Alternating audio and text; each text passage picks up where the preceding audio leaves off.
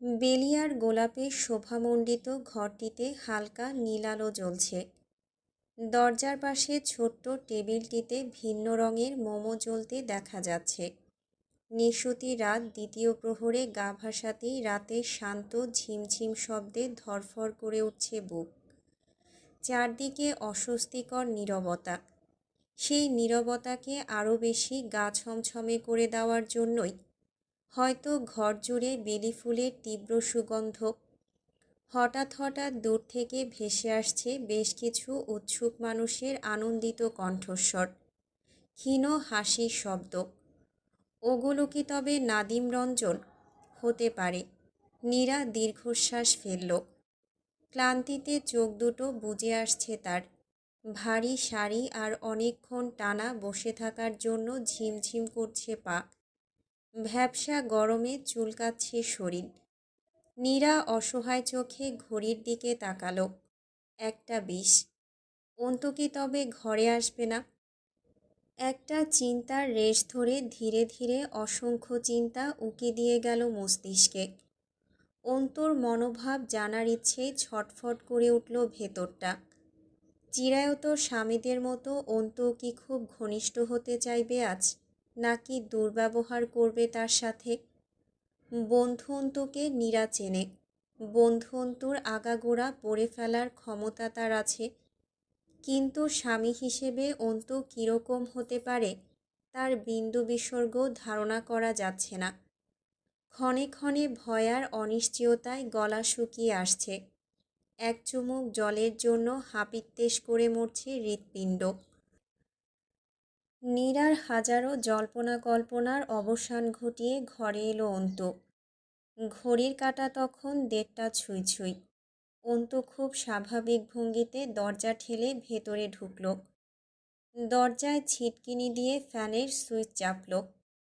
কয়েক সেকেন্ড বিলম্ব করে ভো ভো শব্দ তুলে ঘুরতে লাগলো বৈদ্যুতিক পাখা।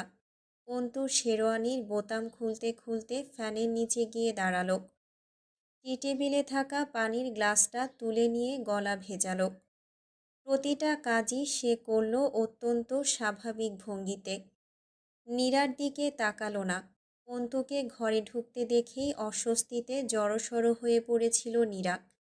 তীব্র অস্বস্তি নিয়ে অন্তুর দিকে এক পলক তাকাতেই দৃষ্টি থমকে গেল তার। চোখের পলকে বিশ্বাস করে নিল সাদা শেরওয়ানি গায়ে দাঁড়িয়ে থাকা মানুষটি পৃথিবীর সব থেকে সুপুরুষদের একজন। অন্তুর শ্যামকালো মুখের বিগলিত মায়ায় নারী অহংকারের সবটাই যেন ভেসে গেল নীরার।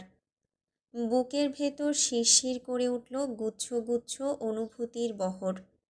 বন্ধু থেকে স্বামিত্ব বরণ করা মানুষটির দিকে অপলক চোখে চেয়ে থেকে হঠাৎই উপলব্ধি করল এই মানুষটিকে প্রচণ্ড ভালোবাসে নীরা। তাকে দেখা মাত্রই তীব্র অনুভূতিতে ঝাপসা হয়ে আসে সব। অন্তুর শেরওয়ানিটা খুলে রেখে আলমারি থেকে টি শার্ট ট্রাউজার বের করল। নীরার সামনে বিছানায় একটা সুতি শাড়ি রেখে নিঃশব্দে ওয়াশরুমে ঢুকে গেল। পুরোটা সময় অন্তুকে খুঁটিয়ে খুঁটিয়ে লক্ষ্য করল নীরা। অন্তুর বেখেয়ালি চাহনি, প্রশস্ত কাঁধ, অনাবৃত রোমশ বুক, কপালের কুঞ্চন থেকে শুরু করে হাঁটা চলার সব। 15 মিনিটের মাথায় ওয়াশরুম থেকে বেরিয়ে এলো অন্তু। সারা মুখে বিন্দু বিন্দু পানির ছটা, চুলগুলো ভেজা অগোছালো। নীরা আবারও অপলক চোখে চেয়ে রইল অন্তুর চোখে মুখে। তবে অন্তুর মাঝে কোনো ভাবাবেগ দেখা গেল না। তার হাবভাব দেখে মনে হলো তার নিজস্ব বিছানায় নীরা নামক মেয়েটার বসে থাকা, তার দিকে অহর্নিশ চেয়ে থাকা খুবই স্বাভাবিক একটা ঘটনা। অতীতেও ঘটেছে, নিত্য নৈমিত্তিক ঘটছে, ভবিষ্যতেও এমনটাই ঘটবে। অন্তু হাতের তোয়ালেটা চেয়ারের উপর ছড়িয়ে দিয়ে বিছানায় গিয়ে বসল। নীরার দিকে পিঠ ফিরিয়ে চুপচাপ বসে রইল বেশ কিছুক্ষণ। একটা বারের জন্য নীরার দিকে চোখ তুলে তাকালো না। নীরার উদ্দেশ্যে একটাও কথা বলল না। নীরাও আগ বাড়িয়ে কথা বলার সাহস পেল না। শুকনো মুখে কিছুক্ষণ বসে থেকে অন্তুর দেওয়া শাড়িটা নিয়ে ওয়াশরুমে ঢুকে গেল। দরজা লাগানোর আগ মুহূর্তেও অসহায় চোখে চেয়ে রইল সাদা টি শার্ট গায়ে অন্তুর পিঠে। মুখে সাজগোজ তুলে গোসল করে বেরুতে বেরুতে প্রায় 1 ঘন্টা লেগে গেল নীরার। ওয়াশরুম থেকে বেরিয়েই দেখল অন্তু ঘুমাচ্ছে। বিছানায় ফুলের অংশবিশেষও অবশিষ্ট নেই। ধবধবে সাদা চাদরে সাদা টি শার্ট গায়ে ঘুমিয়ে আছে শ্যামকালো এক যুবক। নীরা ধীর পায়ে বিছানার কাছাকাছি গিয়ে দাঁড়ালো। বাম পাশে একজনে শোয়ার মতো যথেষ্ট জায়গা রেখে ডান পাশ ঘেঁষে শুয়েছে অন্তু। বাম হাতটা মাথার নিচে দিয়ে ডান হাতটাকে কপালের উপর আড়াআড়িভাবে স্থান দিয়েছে সে। কপালটা হালকা কুঁচকে আছে। নীরা বুঝল তারই বিছানায় অন্তুর পাশে ঘুমানোর অনুমতি আছে। নীরা দীর্ঘশ্বাস ফেলে বিছানায় আসলো। অভিমান ভরা চোখে অন্তুর মুখের দিকে চেয়ে রইল অল্প কিছুক্ষণ। বালিশ টেনে গুটিসুটি হয়ে শুয়ে পড়তেই টপাটপ চোখের জলে বালিশ ভিজল। জীবনের প্রথম কোনো পুরুষের বিছানায় এসে মনের একটা অংশ অস্বস্তিতে কাদা হয়ে গেলেও অপর একটা অংশ খুব করে চাইতে লাগলো অন্তু তাকে জড়িয়ে ধরুক, বুকের খুব কাছে নিয়ে খুব যত্ন করে ঘুম পাড়াক। কতদিন ঘুমায় না নীরা। অন্তু না হয় এবার একটু ঘুম পাড়ানি ঔষধ হোক। সকালে ঘুম থেকে উঠে অন্তুকে বিছানায় পেল না নীরা। ঘড়ির কাঁটা তখন 8:30 ঘরে। নীরা ধরফর করে উঠে বসল। হাতে মুখে পানি দিয়ে বিছানা গোছালো। ঘড়িতে 9টা বাজতে চললেও কেউ ডাকতে এলো না তাকে। নতুন বউ হয়ে নিজ উদ্যোগে বাইরে যাওয়া উচিত হবে কিনা বুঝে উঠতে পারল না। বেশ কিছুক্ষণ অপেক্ষা করার পর অন্তুর দুঃসম্পর্কের বোন দরজা থেকেই বাইরে আসার জন্য ডেকে গেল। নীরা অস্বস্তি আর অনিশ্চয়তা নিয়ে ঘর থেকে বেরুতেই মহিলাদের ফিসফাস কানে এলো। রান্নাঘরের কাছে দাঁড়িয়ে ছিল অন্তুর 2 ফুপু আর খালা। নীরাকে বেরুতে দেখেই চোখ কপালে তুলে বলল, নতুন বউয়ের কি এত ঘুমালে চলে? আমাদের সময় ফজরের ওয়াক্ত উঠে মশলা বাটতে হয়েছে, 100 মানুষের রান্না করতে হয়েছে। নতুন বউ মশলা বাটতে পারো? নীরা মাথার কাপড় ঠিক করে নিয়ে মাথা নাড়ল। অন্তুর বড় ফুপু 1 গামলা পেঁয়াজ, রসুন আর কাঁচামরিচ ধরিয়ে দিয়ে বললেন, এগুলো বেটে ফেলো তো। তোমাদের তো বৌভাত হচ্ছে না, আমরা আজই পত্রপাঠ বিদেয় হচ্ছি সব। যাওয়ার আগে অন্তুর বউয়ের হাতে রান্না খেয়ে যাই। হাঁসের মাংসটা মরিচ বাটা দিয়ে রাঁধবা। বড় ভাবি, দুপুরে অন্তুর বউ রাঁধবে, আপনার ছুটি। কড়াইয়ে খুন্তি চালাতে চালাতেই মুখ ফিরিয়ে তাকালেন জাহানারা। থমথমে মুখে নীরাকে একবার পর্যবেক্ষণ করে আবারও নিজের কাজে মন দিলেন। মুহূর্তের মধ্যেই নীরাকে শিলনোড়া ধরিয়ে দেওয়া হলো। নীরা টু শব্দ না করে মশলা বাটতে বসল। কাল নম্রতা ছোঁয়া ফিরে যাওয়ার আগে জোরপূর্বক কয়েক লোকমা খাইয়ে রেখে গিয়েছিল তাকে। তখন মানসিক চাপার চিন্তায় খেতে পারেনি নীরা। গা গোলা ছিল, মাথা ঘুরছিল। এখন ক্ষুধায় পেট জ্বালা করছে, অথচ খাবার মুখে দেওয়ার উপায় নেই। অতগুলো পেঁয়াজ রসুন ছিলে বাড়তে বাড়তেই চোখ মুখে জ্বালা ধরে গেল নীরার। এক পর্যায়ে হাতের মাংসপেশিগুলোতেও চিনচিনে ব্যথা করে উঠল। হাত দুটো বার দুয়েক ঝাঁকিয়ে আবারও নিজের কাজে মন দিল নীরা। কাঁচামরিচ বাড়তে গিয়ে কচি হাত দুটোতে যেন আগুন ধরে গেল। সেই সাথে ফুপু খালা শাশুড়িদের ঝাঝালো কথার তোড়ে চোখ ফেটে জল গড়াতে চাইল নীরার। ফুপু শাশুড়ি হৈ হৈ করে বললেন, এভাবে কেউ মশলা বাটে? সারা পাটায় ছড়িয়ে ফেলেছ দেখি। কাজের মিল মিছিল জানো না? আমাদের সময় হলে শাশুড়ি একদম মুখে গুজে দিত, আমাদের সন্না কি সুন্দর মশলা বাটে। এমন হাজারো কথায় বুকটা ঝাঝা করে উঠল নীরার। হঠাৎ করেই মায়ের মুখটা ভেসে উঠল চোখে। বাবা মারা যাওয়ার পর হঠাৎ করেই অভাব অনটনে পড়ে গিয়েছিল তারা। কত টানাপোড়েনে জীবন কাটাতে হয়েছে, খেয়ে না খেয়ে দিন কাটাতে হয়েছে। এত কিছুর পরেও মেয়ে দুটোকে বুকে আগলে রেখে বড় করেছেন মা। সময়ে অসময়ে ঝাঝালো ভারী কথাও শুনিয়েছেন, কিন্তু পর মুহূর্তেই পরম মমতায় আগলে নিয়েছেন বুকে। হাত জ্বালার ভয়ে মরিচ কাটতে না দেওয়া তার মেয়েটি আজ মরিচ বাটতে বসেছে। দেখলে কি মা আঁতকে আঁতকে উঠত না? মেয়ের জ্বালায় মেয়ের আগেই কি তার চোখে জল টলমল করত না? নীরা দীর্ঘশ্বাস ফেলল।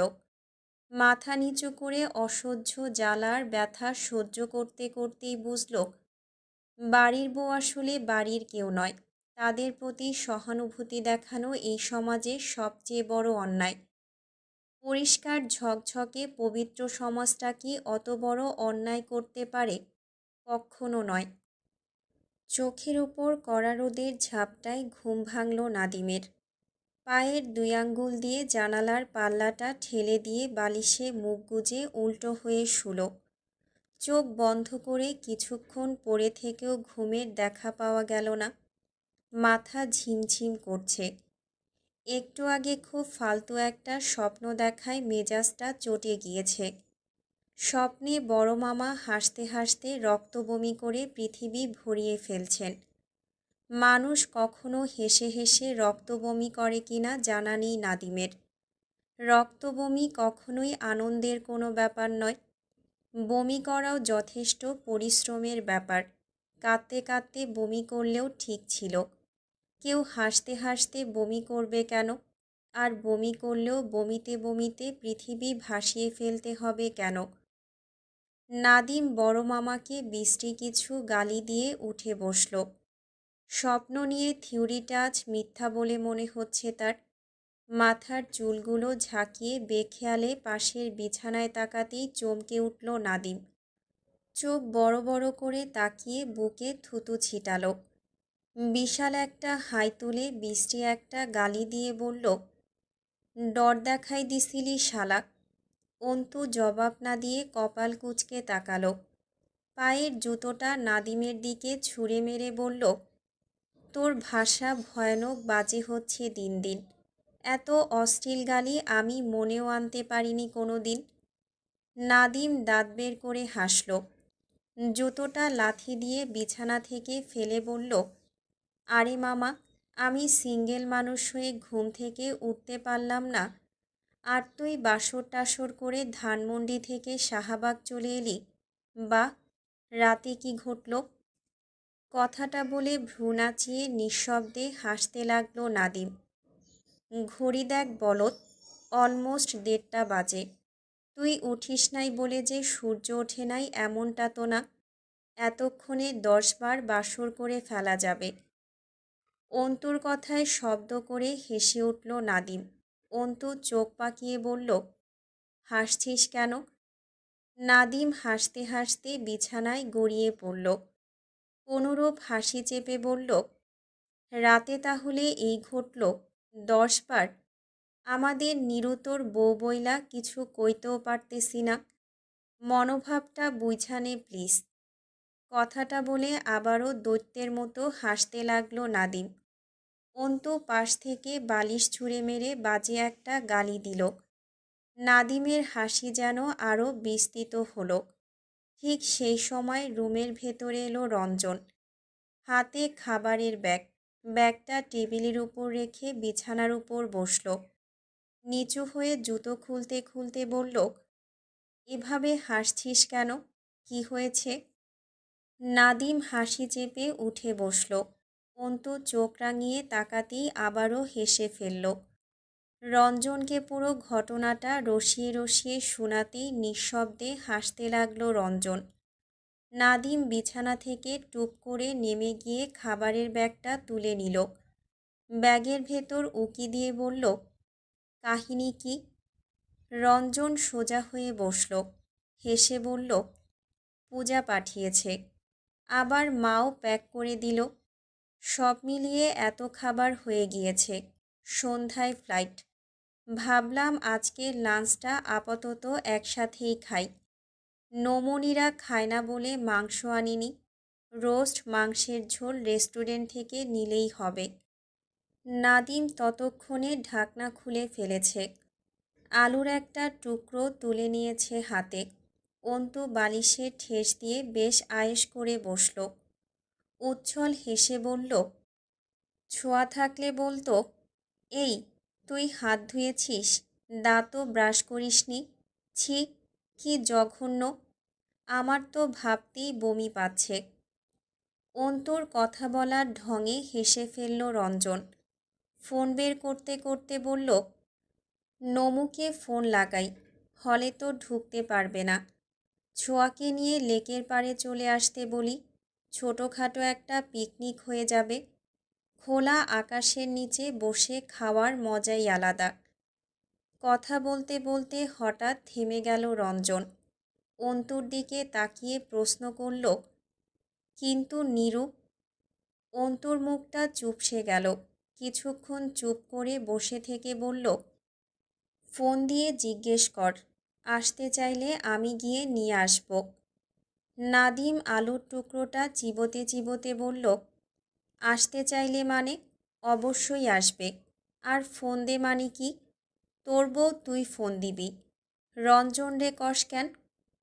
অন্তু ছোট্ট নিঃশ্বাস ফেলে বলল, বউ টানোস কেন? বউ বাড়িতে, এখানে তো নয়। এই মুহূর্তে তোদেরও যা আমারও তাই। আর দাওয়াত তো রঞ্জনের।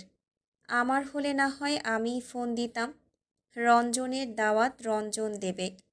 তাছাড়া আমার ফোনে ব্যালেন্সও নাই। নাদিম কিছু বলতে গিয়েও বলল না। রঞ্জন ২-৩ বার ফোন দেওয়ার পরও নীরাকে ফোনে পাওয়া গেল না। নাদিম রঞ্জন প্রশ্নবোধক দৃষ্টিতে অন্তুর দিকে তাকাতেই অস্বস্তিতে পড়ে গেল অন্তু। ঠোঁট দিয়ে জিহ্বা ভিজিয়ে নিয়ে বলল, আমার দিকে তাকিয়ে আছিস কেন? বাড়ি ভর্তি মেহমান। নতুন বউকে এভাবে বের হতে দেবে বলে মনে হয় না। বড় ফুপু তো কেয়ামত করে ফেলবে। আমাকে কেউ কিছুই বলবে না। ঘুরে ফিরে প্রশ্নের মুখোমুখি ওকেই হতে হবে। রঞ্জন দীর্ঘশ্বাস ফেলল। নাদিম রক্তিম চোখে চেয়ে রইল, কিছুই বলল না। দুপুরের খাখা রোদে রিকশায় বসে অপেক্ষা করছে আরফান। গায়ে ঘরমাক্ত সাদা শার্ট। আজ নম্রতা তাদের বাসায় যাবে বলে হাসপাতাল থেকে সোজা নম্রতাকে রিসিভ করতে এসেছে সে। শরীরে ১ টন ক্লান্তি। নম্রতাকে সময় দিতে আজও দুপুরের দিকটায় ছুটি নিয়েছে সে। কয়েকদিন যাবৎ ঘন ঘন ছুটি নেওয়ায় হালকা ঝাঝালো কথাও শুনতে হয়েছে তাকে। মেজাজটা খানিক চটে আছে। ব্যাপারটা তার ব্যক্তিত্বে তীব্রভাবে আঘাত হেনেছে। গরমের মাঝে অপেক্ষা করতে করতে সেই রাগক্ষোভ যেন তরতর করে বাড়ছে। আরফান কপাল কুঁচকে ঘড়ি দেখল। প্রায় সাথে সাথেই গেট পেরিয়ে বেরিয়ে এলো নম্রতা। গায়ে কাঁচা হলুদ রঙের সালোয়ার কামিজ। ফর্সা গায়ে রংটা ফুটে উঠেছে। নম্রতাকে গুটি গুটি পায়ে এগিয়ে আসতে দেখেই বিরক্তিটা উবে গেল তার। নম্রতার শান্ত স্নিগ্ধ মুখটা দেখে সমস্ত রাগ মন খারাপ যেন হাওয়ায় মিলিয়ে গেল। নম্রতা রিকশার পাশে এসে চুপচাপ দাঁড়িয়ে রইল। আরফান একটু হেসে বলল, কি হলো, উঠুন। নম্রতা অপরাধী দৃষ্টিতে তাকিয়ে আবারও দৃষ্টি ফিরিয়ে নিল। আরফান কপাল কুঁচকে বলল, কোনো সমস্যা? নম্রতা আমতা আমতা করে বলল, আজ না যাই। আরফান অবাক হয়ে বলল, মানে? কাল তো আপনি নিজেই রাজি হলেন, তাহলে আজ কেন? নম্রতা প্রচণ্ড অপরাধবোধ নিয়ে বলল, আসলে আজ রঞ্জন চলে যাচ্ছে। আবার কবে দেখা হবে কে জানে। আজকের দুপুরটাও। নম্রতাকে মাঝপথে থামিয়ে দিয়ে আরফান শীতল কণ্ঠে বলল, ওকে, ফাইন। নম্রতা বুঝল আরফান রেগে গিয়েছে। নম্রতা মৃদু কণ্ঠে বলল, সরি। আপনি কি রাগ করলেন? আরফান অত্যাধিক শীতল কণ্ঠে বলল, না। নম্রতা কি বলবে বুঝতে না পেরে অসহায় চোখে চেয়ে রইল। আরফানের থমথমে রক্তিম মুখ দেখে বুঝল আরফান প্রচণ্ড রেগে আছে, সেদিনের থেকেও বেশি। নম্রতা কথা গুছিয়ে নিয়ে কিছু বলবে তার আগেই রিকশা চালককে তাড়া দিয়ে জায়গাটা ছেড়ে গেল আরফান। ভদ্রতা স্বরূপ একবার বিদায়টা পর্যন্ত নিল না। নম্রতা মুখ কালো করে চেয়ে রইল। সাথে সাথেই বেজে উঠল ফোন। একটা দীর্ঘশ্বাস ফেলে হাঁটতে লাগলো সে। বন্ধুরা অপেক্ষা করছে। একই আকাশে চড়ে বেড়ানো ছয়রঙা উচ্ছল ঘুড়ি আজ সময়ের তালগোলে ক্লান্ত। আজও তারা একই সুতোয় গাঁথা। ভিন্ন স্বাদের ঘুড়িগুলো আজও একই টানে মত্ত। তবুও কোথাও একটা ছন্নছাড়া ঢঙ্কা। প্রাণপণে কাছে টানলেও দূরত্ব বাড়ার শঙ্কা। নতুন সম্পর্ক, নতুন সময়, নতুন স্বপ্নে তাদের আকাশটা আজ ভিন্ন থেকে ভিন্নতর। কারো আকাশে পরাধীনতার ছোঁয়া, কেউ বা সম্পর্কে টানাপোড়েনে ক্লান্ত। কারো আকাশে স্বপ্নের ছোঁয়া তো কেউ সমাজের যুদ্ধে পরিশ্রান্ত। কেউ বা অতীতের গ্যাড়াখাঁচে বন্দি। আবার কারো আকাশে নতুন ভালোবাসার সূর্যোদয়।